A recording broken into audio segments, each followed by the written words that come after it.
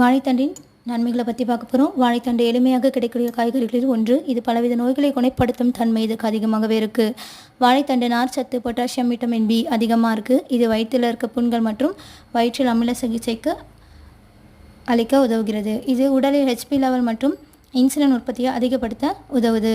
வாழைத்தண்டு சிறுநீர் பாதையில் உள்ள தொற்றுகளை குணப்படுத்த இது பயன்படுகிறது. வாழைத்தண்டில் விட்டமின் பி மற்றும் பொட்டாசியம் மற்றும் டையூரெட்டிக் பண்புகள் இருப்பதால் சிறுநீர் கற்களை கரைக்க இது மிகவும் பயன்படுகிறது.